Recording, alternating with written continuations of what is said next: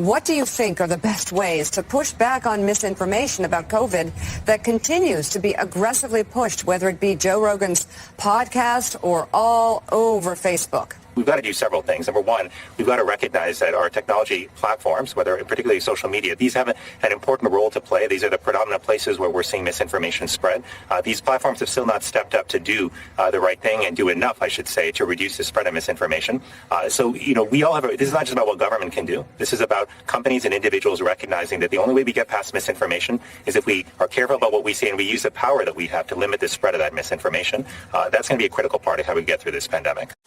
Oh no, lads, say it ain't so. I'm going to lose all of my Neil Young playlist on Spotify? The machine, the establishment, a combination, if you will, of Neil Young and the federal government merging as one Stalin-esque statue to crush out any type of people having types of discussions based on stuff that they don't like because it hurts their bottom line and their pocketbook because it's not promoting Big Pharma. That's right, boys. They all coming after the most disgusting purveyor of medical misinformation's known to man. Big Bird? I'm a little scared to get the shot because I don't like needles. Will it hurt? I don't like to look when the doctor puts that shot in my arm. And I'm the same way too, Big Bird. Well, but you're a doctor. Yeah, but even some doctors don't like getting shots. No, you bigot. Elmo. No, Ree. Dr. Bill Gates? No. Joe Rogan. You can't listen to Joe Rogan. He's not a doctor. That's funny. It's funny that you say that while you're sitting there telling me I got to get medical information from Oscar the Grouch. He pissing everybody off. Here's Neil Young. Neil Young came out yesterday. He goes, you can't have my music and Joe Rogan at the same time. Spotify, you best make a choice right meow. And Spotify was like, we're not even going to respond to this. By the way, he's already taken down his open letter. It didn't even last an entire day. Listen, Spotify, you have to. You have to remove his shit. This guy, by the way, doesn't even own half his music. He sold it to an investment group. So this dude's making demands that his ass can't write. He wasn't the only one coming after Joe. Who else? The federal government. This dude, by the way, I'm not taking medical advice from this guy. Have you seen all of these people who are providing the medical advice from the left-hand side? You got that Pizza the Hut and drag. You got that goblin goth from Los Angeles who looks like a cast member from The Walking Dead. Yes, I'll make a reference from 10 years ago. And then you got this dude over here. This isn't the first cross-dressing rear admiral. This is the Surgeon General, boys.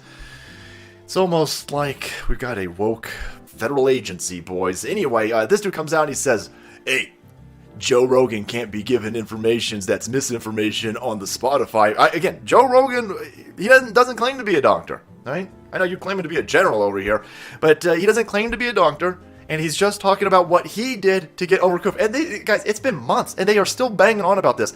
The left-hand side is awfully upset about a dude getting over COVID. No, you can't just get over COVID.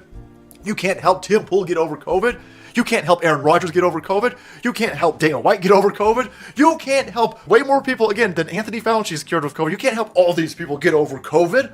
How dare you? Everybody knows the only cure for COVID is a shit ton of big pharma medical experimental injections. That's it. Anything that deviates from that is questioning the science. Questioning the science will not be tolerated. And so here you go. Again, this is the federal government coming out and saying Joe Rogan doesn't get to have an opinion on something that he did that cured him. Joe Rogan got coof and 3 days later was back to lifting weights and kicking heavy bags. All of these people who keep telling me, oh no, you don't understand the science. I'm on my 15th jab. You're on your 5th.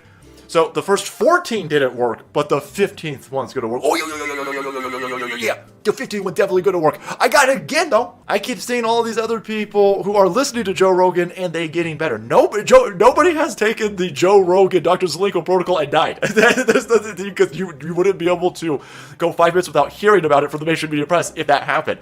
Everybody who's talked to Joe Rogan has gotten better in a few days. Again, this is a gigantic problem. This dude works for the federal government, and he is saying Joe Rogan doesn't get to talk. He is appealing to corporations to silence an American citizen. You are fired, bro. You in the wrong country. This is Gateway Pundit. Limit the spread of COVID misinformation. Biden's surgeon, 4-star rear general, boys, admiral, calls for Joe Rogan's podcast to be censored. Again, this is completely antithetical to this country. This is totally normal. Joe Biden's surgeon, 4-star Rear Admiral General, again, is attacking Joe Rogan. As reported earlier, 1960s, rocker Neil Young said that Spotify must choose between the podcaster Joe Rogan and Young's music.